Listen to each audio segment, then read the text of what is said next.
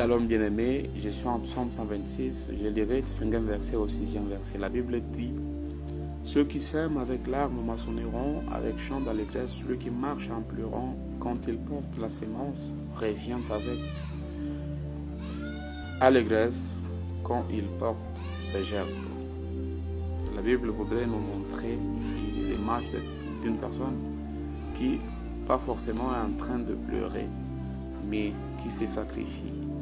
Lorsque tu sacrifies de ton temps, de ta distraction, ton sommeil, Dieu s'associe à tes efforts et fait quelque chose dans ta vie.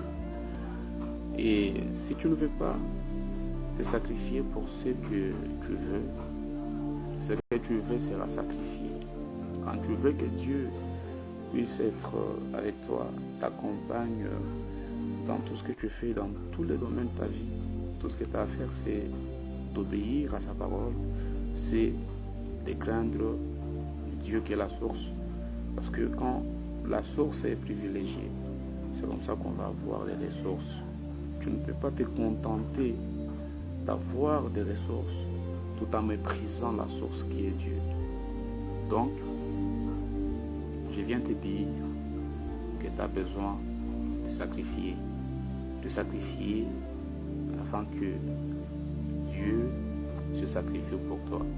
Parce que lui ne déçoit jamais celui qui a accepté de s'adonner à ce qu'il veut. Lui n'abandonne jamais celui qui est obéissant. Parce que il dit dans sa parole que le sacrifice vaut mieux que l'offrande. Le sacrifice vaut mieux que l'offrande. C'est-à-dire que tu ne peux pas offrir à Dieu si jamais tu n'as pas accepté de lui donner ton cœur. Donner son cœur à Dieu, c'est se sacrifier. C'est accepter de lui appartenir totalement.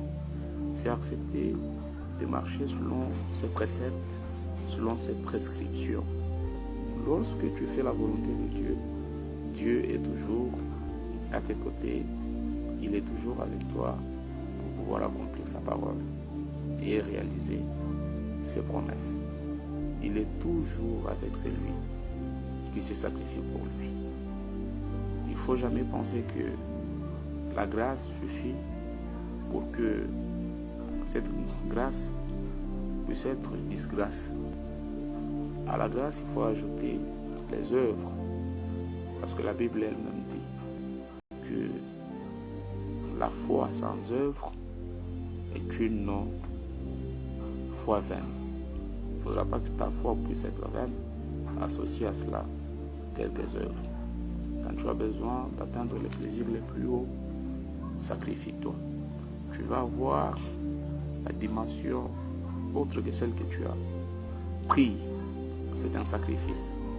Lorsque tu veux comprendre la parole de Dieu, donne-toi le temps de pouvoir lire la parole, demander à Dieu de pouvoir t'éclairer pour que tu comprennes quelle est sa volonté pour son peuple.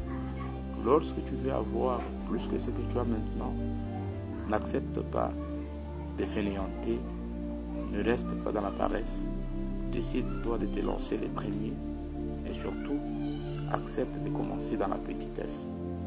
Quand nous regardons dans la Bible, tous les grands personnages bibliques qui se sont améliorés, qui sont arrivés à toucher au faste, c'est des gens qui ont accepté de commencer par être petits.